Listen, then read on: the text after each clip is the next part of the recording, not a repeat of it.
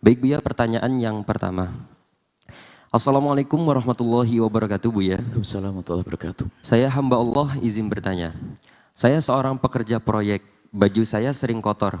Lokasi pekerjaan jauh kurang lebih 3,5 km. Ditempuh waktu 35 menit hanya jalan kaki. Lokasi di tengah hutan dan persawahan, hanya bisa dilewati orang. Kendaraan roda 2 tidak bisa. Saya sering sholat terlambat akibat faktor tersebut. Saya sering mengkodok sholat zuhur karena pulang sore jam 4.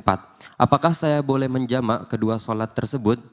Kalau bolak-balik, saya terus terang capek Buya, karena jalan kaki terus. Mohon solusinya Buya, agar saya tidak khawatir lagi. Tolong jawabannya Buya. Terima kasih. Wassalamualaikum warahmatullahi wabarakatuh. Waalaikumsalam warahmatullahi wabarakatuh. Anda ini istimewa. Anda ini istimewa. Di hati Anda luar biasa iman, rindu untuk menjalankan perintah Allah. Banyak orang kesempatan longgar, tidak peduli dengan sholat. Na'udzubillah. Tapi Anda rindu untuk bisa melakukan sholat. Sampai Anda bertanya, hadapan kami semua yang menyaksikan acara ini, yang hadir, yang mendengar, yang menyaksikan, semuanya punya hati seperti Anda yang bertanya ini.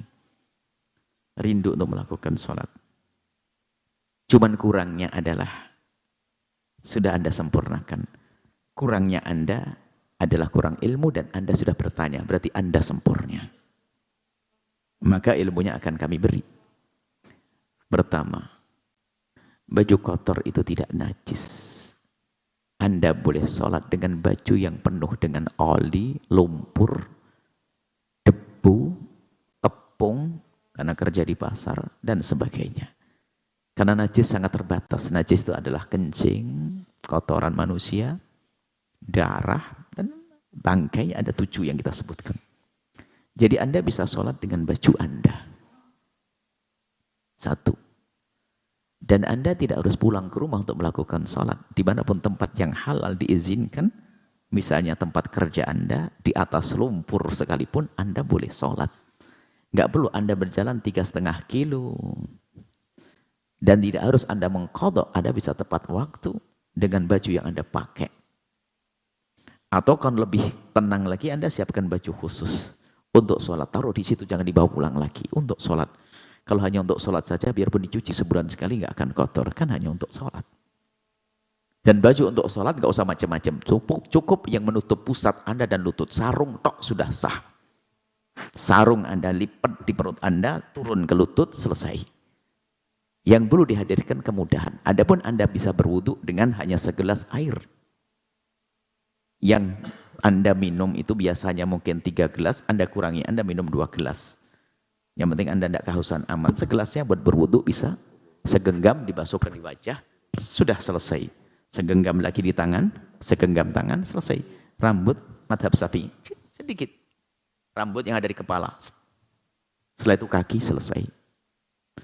Jadi ini ilmunya. Dan ilmunya sudah Anda sempurnakan sendiri, itu dengan bertanya. Sebab betul kami sampaikan kepada siapapun, sering. Banyak di sana di pasar, di sawah, orang meninggalkan sholat. Tapi yang kami husnudhani, mereka meninggalkan sholat bukan karena nantang Allah. Akan tapi mereka meninggalkan sholat karena tidak mengerti begitu mudahnya sholat. Anda bisa sholat di atas lumpur. Di atas sekam. Tapi sekam yang tidak dibakarnya. Di atas lumpur. Oli di jidat. Macam-macam. Nah ini nggak usah Anda mengqadha di rumah, ya Allah Anda bisa sholat. Justru ajarkan kepada siapapun. Nggak usah pakai sajadah. Makanya kadang kalau kami sholat di sebuah tempat umum, saya tidak mau dikasih sajadah.